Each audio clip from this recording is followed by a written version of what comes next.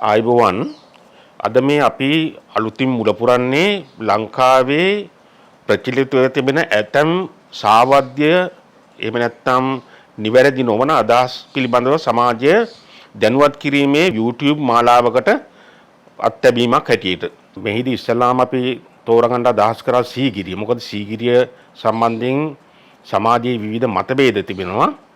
එකක් තමයි සීගිරිය පර්වත මත රාවණාගේ මාලිගාව පිහිටා තිබුණා කියන ප්‍රවෘත්තිය.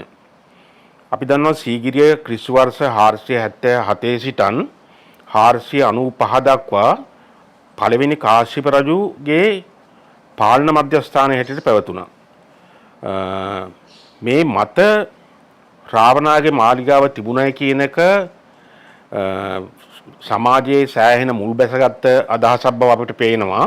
මෙම ප්‍රවෘත්තියේ යථාර්ථයේ තේරුම් කිරීම ඉතා වැදගත්. රාමායණයට අනුව රාවණා සිටපු ලංකාපුරය යෝජන 100ක් දිගයි.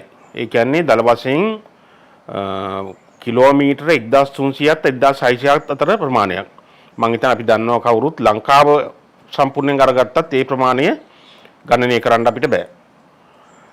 ඒ වගේම රාවණ මාලිගය ඊටාම දැවැන්ත මාලිගයක් බවයි රාමායණයට අනුව පෙනෙන්නේ.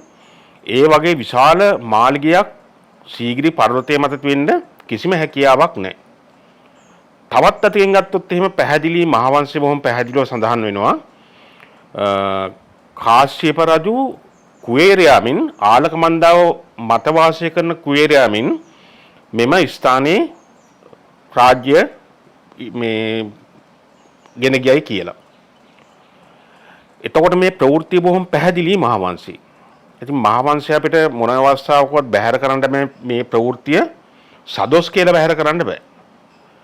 ඒ වගේම මේ පර්වතයේ මත තිබෙන්නේ අක්කර 4.5ක පමණ ඉඩ ප්‍රමාණයක්. මේ වගේ ඉඩ ප්‍රමාණයක ඊටාම දැවැන්ත මාලිගයක් ඉදිකිරීමේ හැකියාව ලැබෙන්නේත් නැහැ.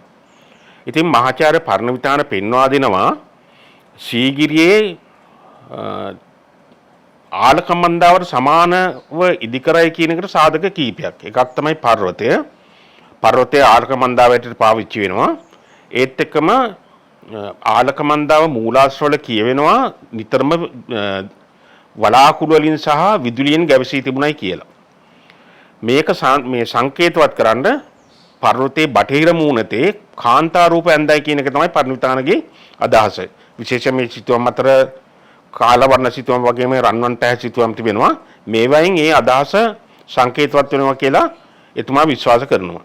ඒ වගේම ආසන්නයේ තියෙන වැව මේ වැව ශීර සාගරයේ මහා මේරුව ආසන්නයේ තිබෙන ඒ වට වෙලා තිබෙන ශීර සාගරය බව මහාචාර්ය පරණවිතානගේ අදහස. මේ වගේ දේවල් සමග පරණවිතාන බොහොම පැහැදිලිව පෙන්වා දෙනවා මෙම ස්ථානය ඇත්ත වශයෙන්ම රාවණා කියන වෘත්තාන්තයත් එක්ක කිසිම සම්බන්ධකමක් නැති කාශ්‍යපගේ නගරය හැටියට පාවිච්චි වුණු ස්ථානය කියලා. ඒ නිසා මෙම සමාජයේ මේ ප්‍රචලිතව තිබෙන මෙම රාවණා සංකල්පය සහ සීගිරිය කියන අදහස අපි සම්පූර්ණයෙන්ම බැහැර කරනවා.